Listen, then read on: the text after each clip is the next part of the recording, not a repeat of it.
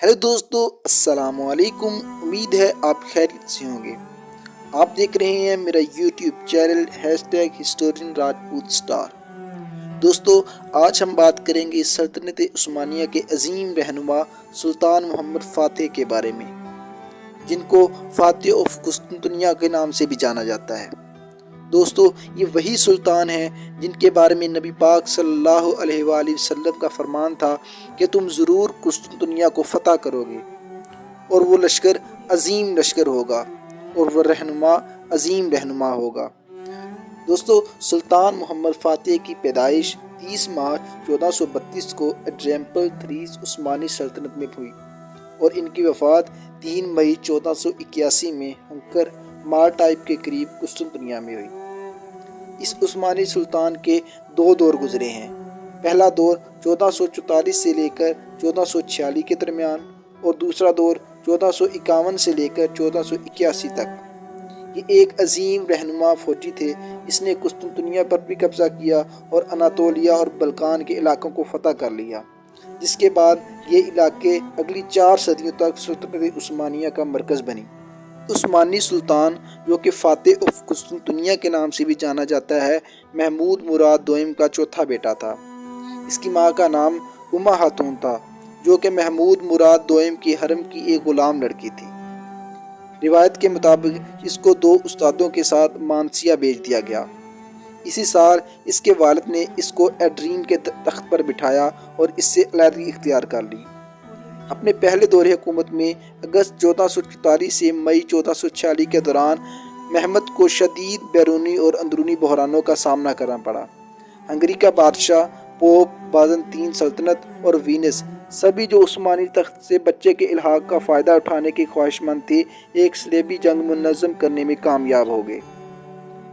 अपने वालिद सुल्तान मुराद दोइम की वफ़ात के बाद 18 फरवरी 1451 को सुल्तान मोहम्मद फ़ातेह ने दोबारा तख्त संभाला, क्योंकि पहली दफ़ा इसके वालिद के वज़ीरों ने इसको नाबालिग होने की वजह से तख्त से हटा दिया था। लेकिन तख्त संभालने के बाद इसने अपने वालिद के वज़ीरों से बदला लेने की बजाय उन पर तवज्जो देना शुरू की और उनको कुस्तुनतुनिया का ख्याल दिलाया, क्योंकि कुस्तुनतुनिया को फ़तह करने का ख्याल इसके दिमाग में बचपन से ही उभर रहा था। दोस्तों, कहा जाता है कि आप अपने दुश्मन को जंग के मैदान में 2 तरह से शिकस्त दे सकते हैं। पहला, या तो आप अपने आप को मुकम्मल तौर पर जानते हो या अपने दुश्मन को मुकम्मल तौर पर जानते हो।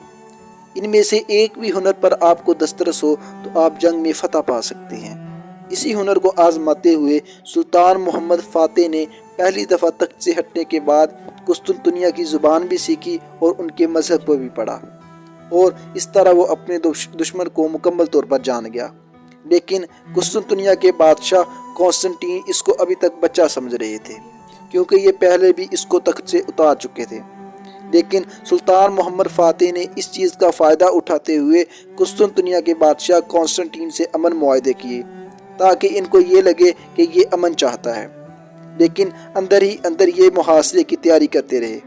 इस तरह इन्होंने कुस्तुनतुनिया की तरफ पहला कदम उठाया और किले का मुहासरा कर लिया।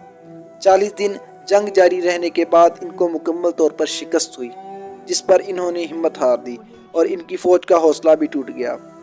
इनकी ये हालत देखते हुए इनके वज़ीरों ने इनके पीरो मुर्शद और उस्ताद मोहतरम को कुस्तुनतुनिया बुलाया।